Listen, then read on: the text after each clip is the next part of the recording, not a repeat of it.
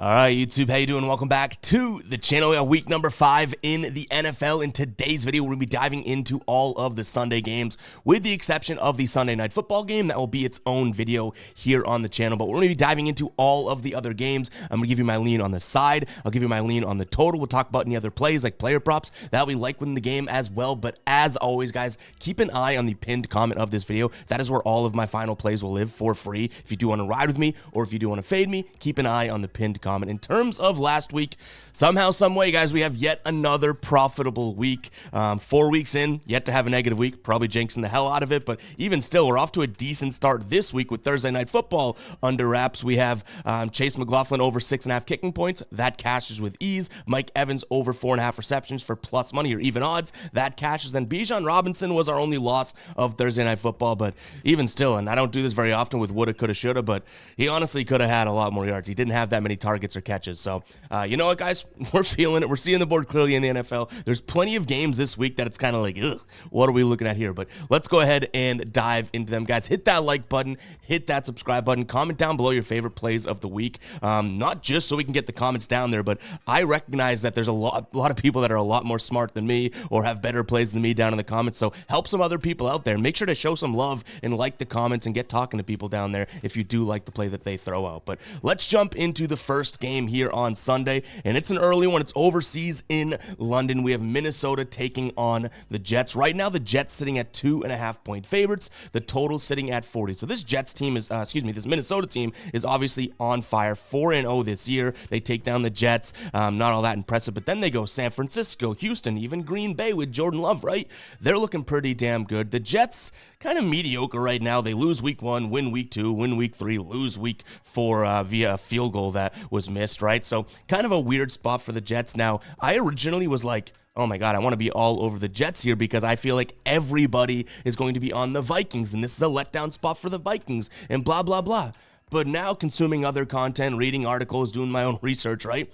It seems like everybody has that exact same take. So now does that mean in a weird world that everyone is actually on the Jets, thinking that everyone is on the Vikings? So it's a tough one here. I think it's going to be a very good game. I am still going to kind of stick with my gut there and lean towards the Jets. I'll buy a point to get it to plus 3.5 just so we can kind of get that outside of a field goal range there. But give me the Jets plus 3.5. But now I'm a little shaking in my boots because I thought that I was like the contrarian in the room. And now it seems like everybody is on that sort of idea of, oh, it's a letdown spot. It's overseas. Everybody likes the Vikings. But if everyone's saying everyone likes the Vikings, that means technically speaking, everyone likes the Jets, right? So it's going to be tough. But this is a spot where I do think Aaron Rodgers could have a decent game. Minnesota now, it's a little skewed because a lot of teams are passing on them because they're winning games, but they've allowed the most passing yards in the league and per game so far this season. So maybe Aaron Rodgers has a decent game against them. He's getting more and more comfortable. So I don't mind that. I don't mind the idea of taking a peek at the under. Could be weird over there in London. So I like the under as well as the Jets plus 3.5. But one play that I really like is Tyler Conklin over 2.5 receptions. We cashed it last week, and he's just seeing a bunch of targets per game. Now, he's not getting the quality targets. I don't know if you guys have watched this, but he's kind of the guy that Aaron Rodgers, when he's in trouble, just kind of throws it at Conklin. Not really a good look and whatnot, but it's still volume at the end of the day. So 2.5 receptions here. He can grab 3. I don't mind it whatsoever. But again, I thought I had like a good little idea on this game, and I feel like everyone's in the same boat. So keep an eye on the pinned comment to see what we roll with, if anything, in this spot. All right, next one up here is one of those ones where I'm kind of like, I don't know how much I love this matchup. We have the Chicago Bears taking on Carolina. I don't necessarily think that I'm going to be betting a side or a total here as a final play. I would lean towards Chicago because even with the new look Panthers and all that, like, we were on the right side of it last week, right? We said Cincinnati's going to be able to handle them, and they did. The Bears, on the other hand, aren't really like a team in which I want to say they can handle anybody, but if there's going to be one team in the league that the Bears should look good against, and maybe Caleb Williams has an even better than last week game against, and blah, blah, blah, it's going to be the Panthers. So I'll lean towards the Bears minus the 3.5 points.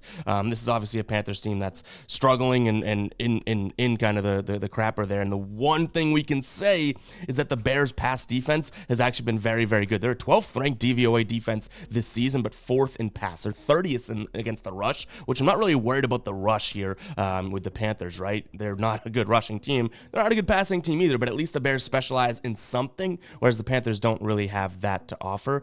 So give me the Bears here. I wish this was 2.5 because now I'm kind of like, outside of a field goal for two teams that I do think are towards the bottom of the league. But screw it. We'll lean towards the Bears here, minus the 3.5 there. In terms of the total, 41, I think it'd be silly to lean towards an over. I'm not saying it doesn't go over. Like I already told you, I don't think I'm that emphatic about this game anyways, but neither offense is that great or consistent, we could say, right? There's been glimpses and there are weapons on the Chicago side of things. I get it. But to me, 41 points set way down in Chicago. It's getting colder too. I'm going to lean towards the under. Now, one or two plays that I could definitely consider here would be not necessarily taking a peek at DJ Moore, but wide receiver 2s and wide receiver 3s have done a really good job here against Carolina. So maybe Keenan Allen over 3.5 receptions or Rome Odunze over 2.5 receptions. I think that those could be decent plays as well. And for them to be able to beat Carolina, handily over a field goal, I do think that they're going to need their weapons to step up. It's not just going to be like a running game for the Bears, right? Swift and Johnson, I'm not sold on them. So I do think Caleb Williams is going to have to step up a little bit. And how does he do that? He's going to look at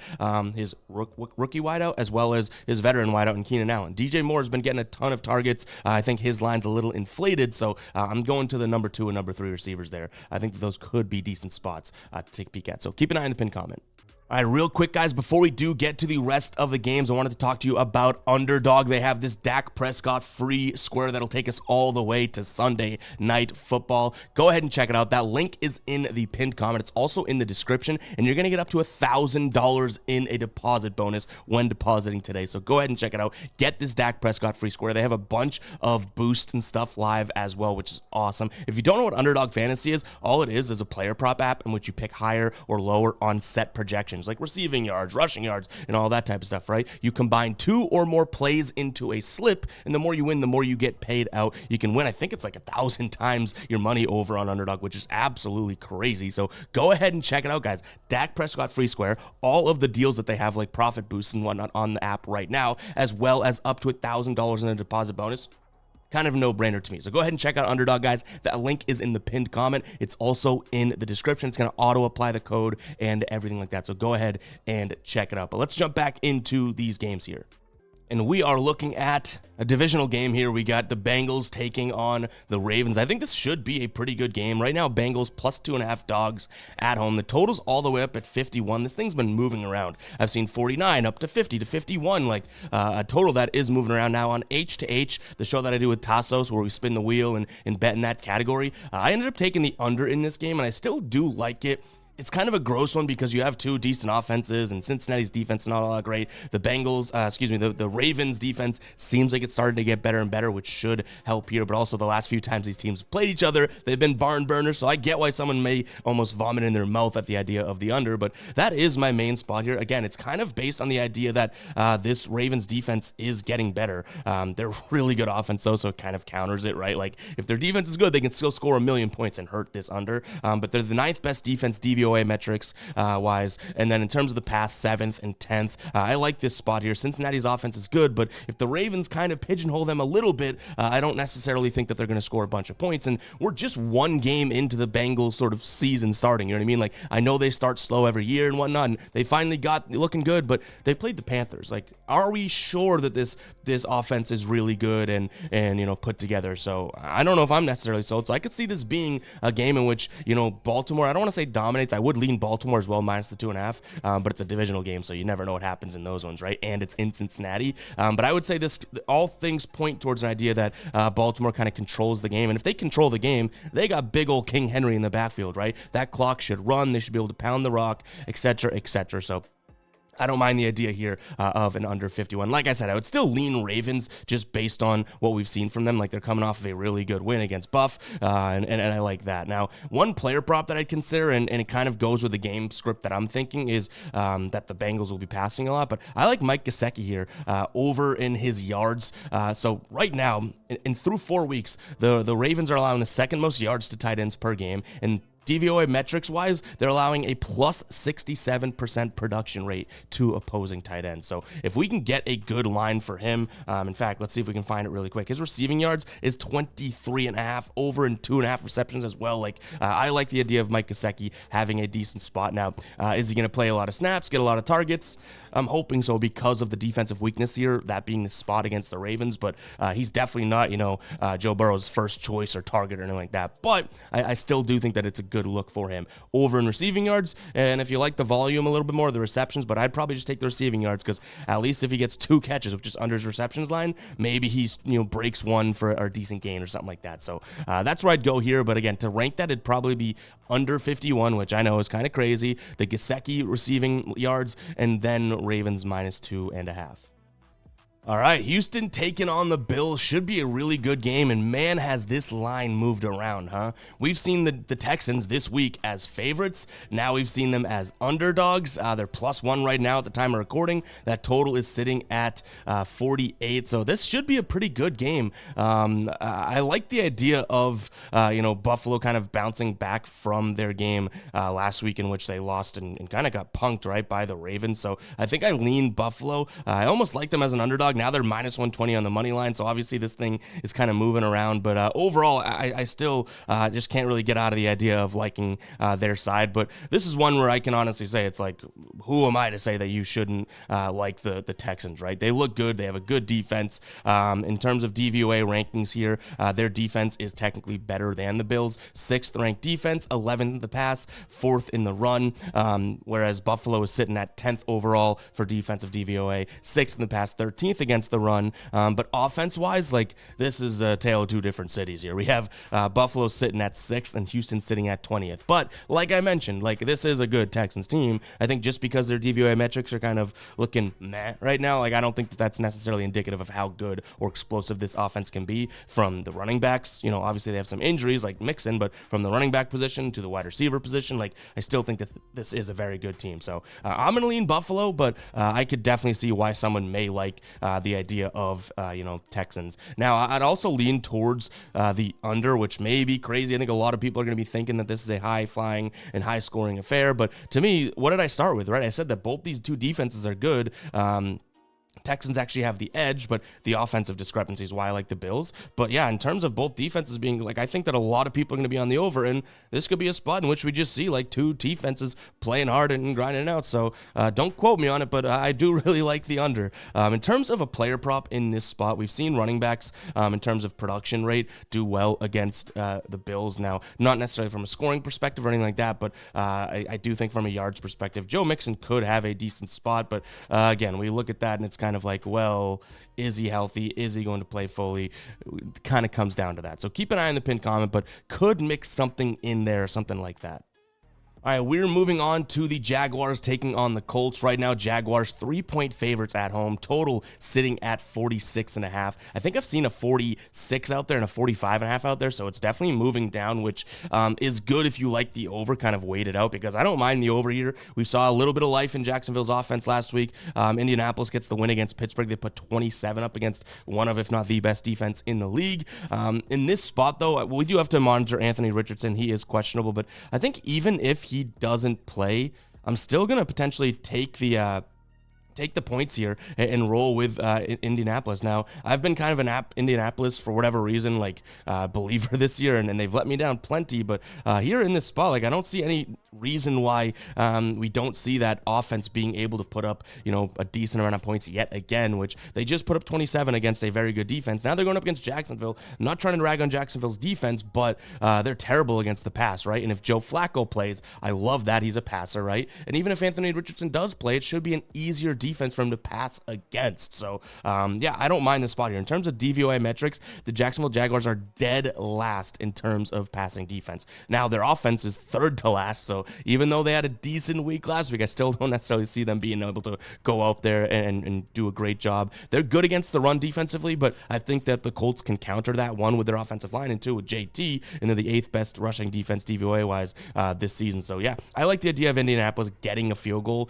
Is this a money line spot? Potentially, like, I could see that. Right now, for odds, you're getting plus 130. Like, I don't mind that whatsoever. There are some injuries, like I mentioned, though. So, Jonathan Taylor Anthony Richardson, Travis Etienne, Gabe Davis. There's a plethora. Check out the injury report for this one, guys. Your eyes will get tired reading it. So just make sure to keep an eye on that, because obviously if JT's out, then there goes the idea of me liking them being able to counter the run defense, right? Obviously, if we have Travis Etienne out, like there's a huge loss for Jacksonville. It makes me like Indianapolis more, and it's still, we want to keep an eye on what happens with Joe Flacco and Anthony Richardson situation. So overall, give me the Colts as well as a slight lean towards the over. And I don't mind the Colts team total over if some of their guys are healthy, specifically, JT.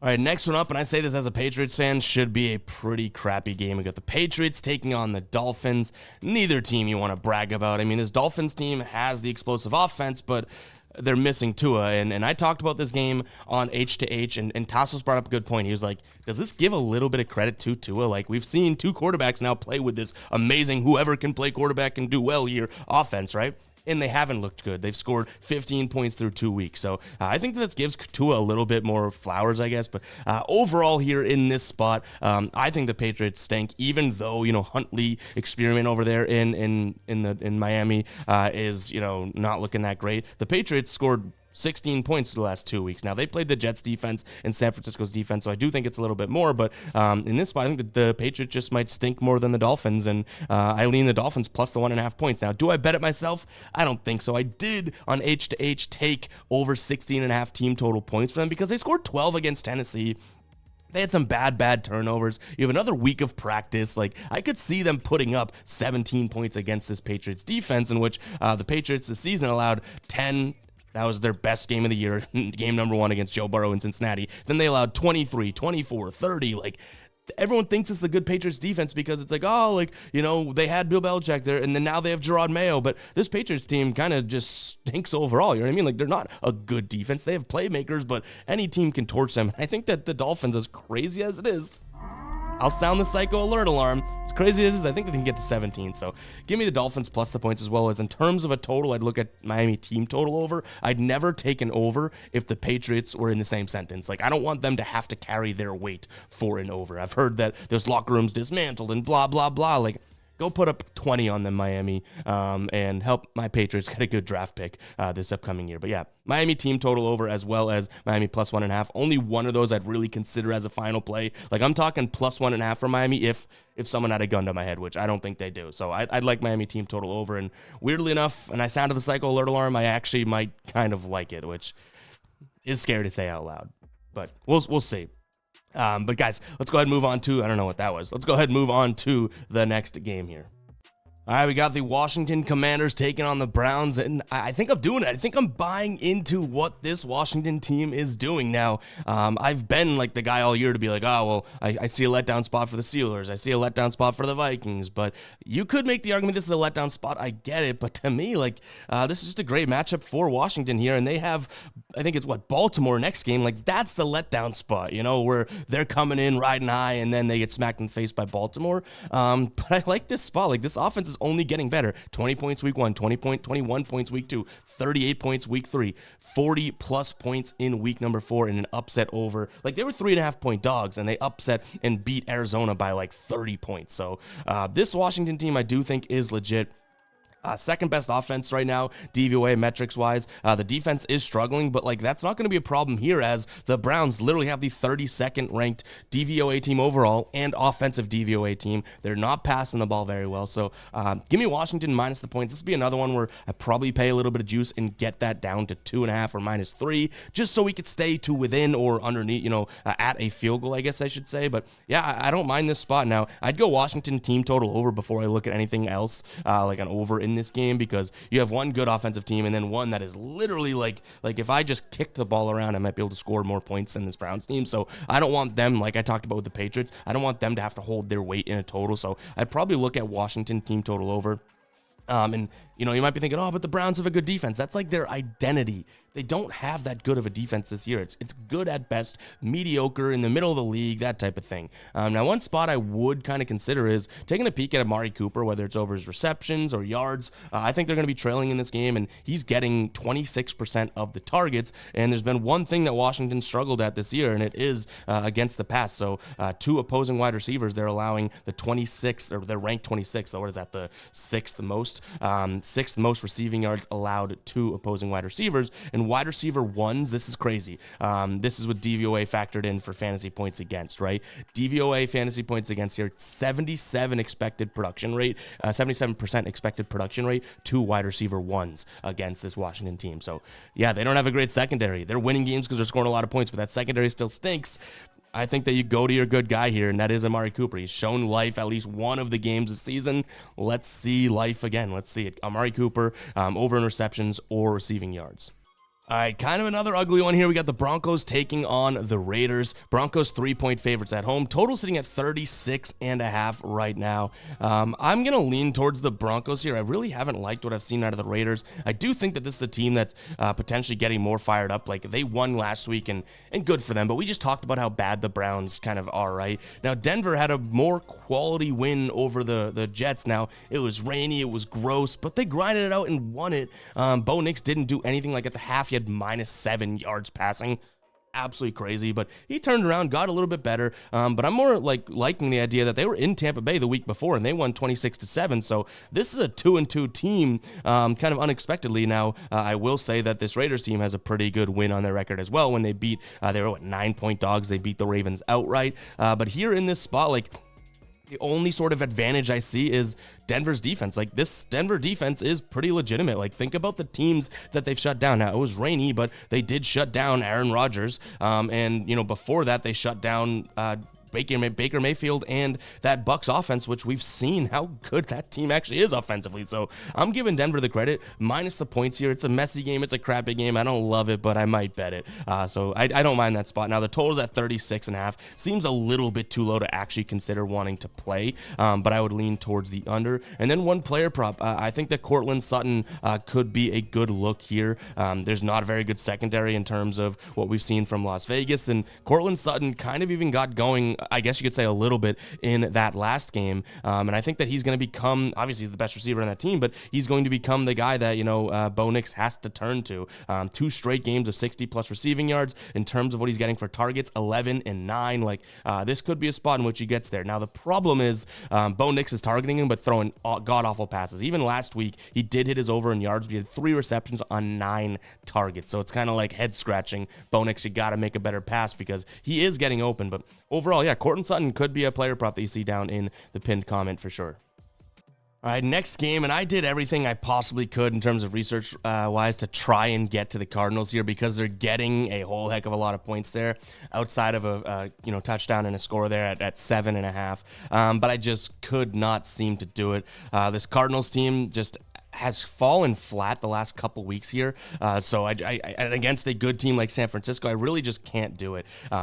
Well, like I said, I wanted to, so if you like the Cardinals, I understand it. It looks like a juicy line, but I think a lot of people are thinking like, oh, that's too many points and blah, blah, blah. But to me, I really don't know if it is. And I say I don't know if it is. Like, if I can make an argument for the other side, a lot of the times I just won't bet it because then it's like, oh, well, then there's, good rationale and reasoning between both sides here. But the Cardinals, like their last 2 games, 13 points. And then they scored 14 against Washington. I just talked about how Washington's a great offensive team. The defense isn't all that much, isn't all that great. And now you're going into San Francisco, who has the 4th best defense, 5th and 6th in terms of pass and run DVOA.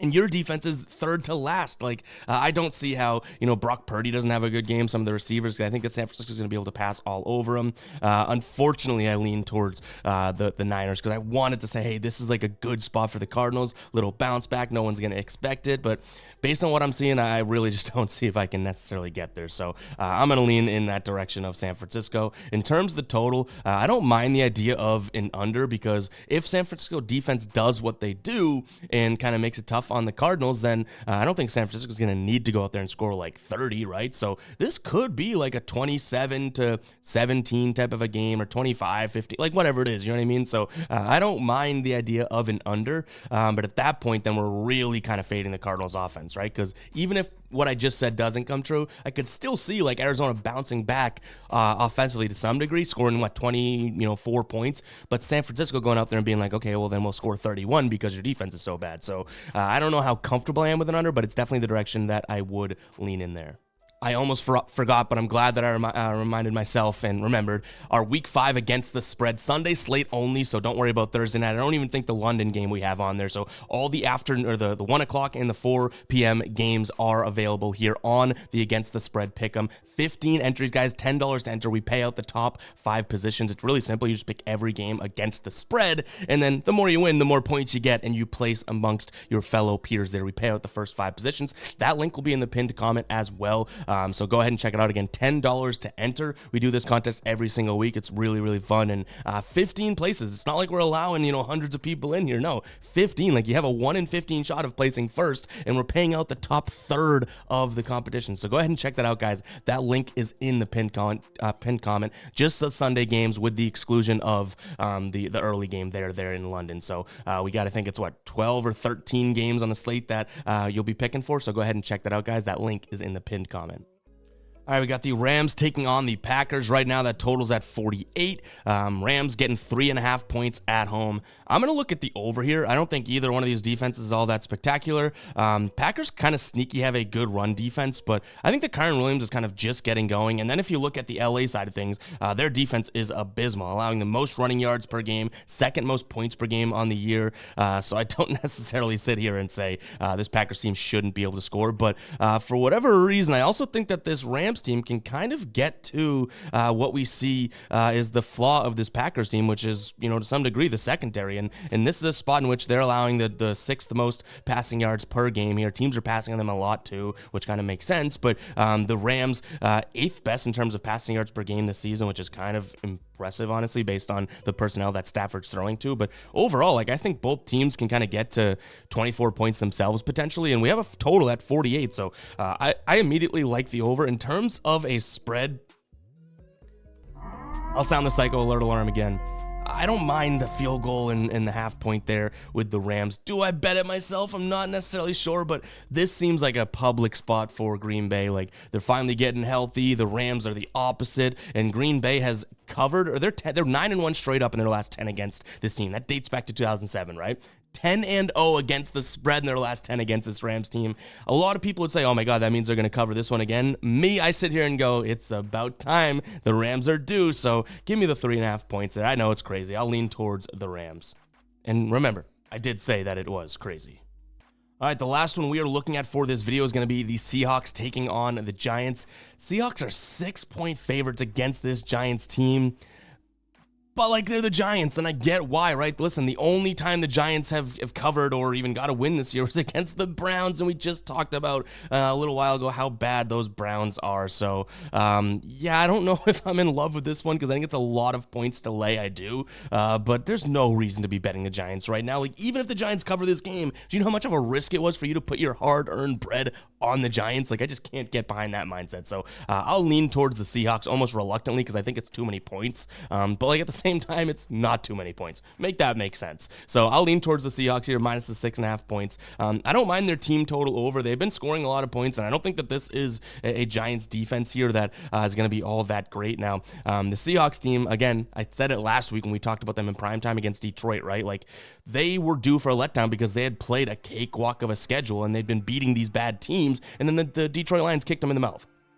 But the Giants are a bad team. Let's just get right back to the Seahawks scoring a lot of points against a bad team. So Seahawks team total is definitely something that I would consider as well. I don't like the total over. I kind of talked about it with the Patriots and who else was the other team? The Panthers maybe, where I was like, I don't want to trust them to carry their weight in a total. So this is Seahawks team total over or bust for me. And I don't expect either defense, especially the Giants defense, to totally suppress the other offense and keep this as a full game under. So Seahawks team total is probably the only space that I look at. So yeah, it's Seahawks minus the points and their team total over. I'd say actually, now that I'm even thinking about it in this dumb brain, I think the Seahawks team total over I like a lot more than 6.5. And that way you can go out there and do your thing. And if they score, 24 points or whatever, you don't have to worry about the idea of them having to cover by a touchdown. You know what I mean? So maybe that's how we end up rolling with it. But guys, that is going to wrap it up for today's show. Hopefully you guys did enjoy it. If you made it this far in the video, comment 29.